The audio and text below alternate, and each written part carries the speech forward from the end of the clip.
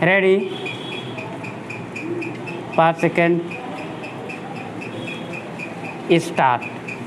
सभापति महोदय, मैं रक्षा मंत्रालय की मांगों का समर्थन करने के लिए खड़ा हुआ हूँ।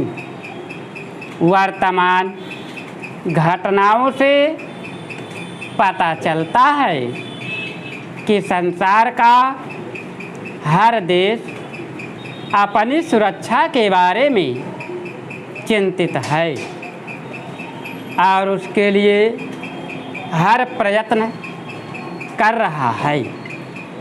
इस दृष्टि से अन्य देशों की तरह हमारे देश में भी रक्षा मंत्रालय का महत्व है।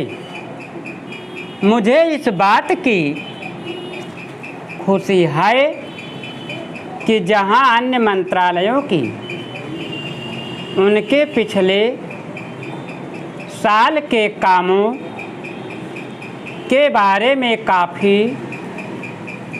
आलोचना हुई है, वहाँ इस मंत्रालय की कम आलोचना हुई है।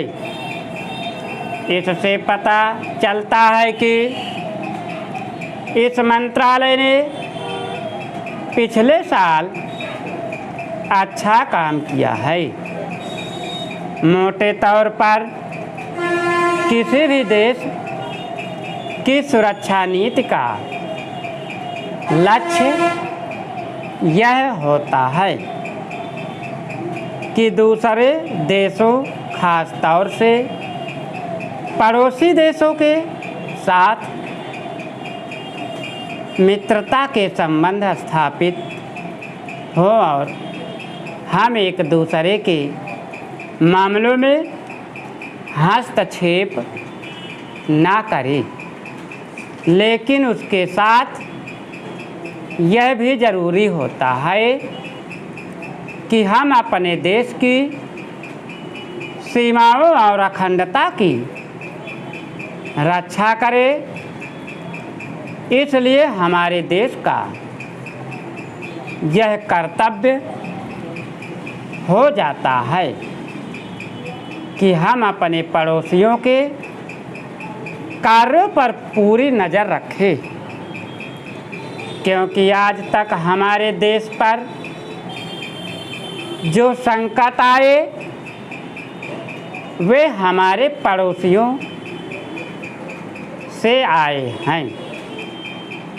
1965 में पाकिस्तान के साथ जो लड़ाई हुई और उसके बाद ताशकंद में जो समझौता हुआ वह सिर्फ कागज़ पर ही रहा। पाकिस्तान ने उस पर कोई अमल नहीं किया। इस दृष्टि से बहुत ज़रूरी है कि हम अपने देश की सुरक्षा की हर तरह से व्यवस्था करें। हमारा उद्देश्य दूसरों पर आक्रमण करना नहीं है, लेकिन यदि हम पर कोई आक्रमण करे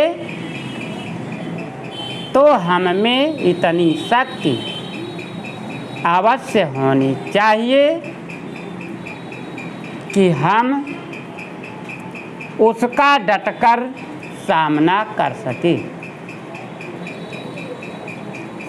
आप जानते हैं कि पिछले दिनों पाकिस्तान को अमेरिका और चीन से काफ़ी मदद मिली है। रक्षा मंत्रालय का रिपोर्ट में भी कहा गया है कि पिछले साल अमेरिका ने पाकिस्तान को 1500 करोड़ रुपए की फौजी सहायता दी है। आज जहां हम फौजी सामान के लिए अपने कारखानों की मदद से अपनी शक्ति बढ़ाने का प्रयत्न कर रहे हैं, वहाँ पाकिस्तान संसार के देशों से फौजी सामान खरीद रहा है। अपनी नीति के कारण वह सब देशों से लाभ उठा रहा है। मेरा सुझाव है कि हमको भी अपनी शक्ति बढ़ाने के लिए संसार के अन्य देशों से अधिक फौजी सामान खरीदना चाहिए। आज तिब्बत की सीमा पर चीन की 1.5 लाख फौज खड़ी है। स्टॉप। अगर तुम लोग नए हो तो सब्सक्राइब करो, वो जो लाल वाला बटन है उसके साथ सूर्य नमस्कार करो या फिर अनुलोम विलोम, मुझे नहीं पता, बस क्लिक हो जाना चाहिए। अब मैं भी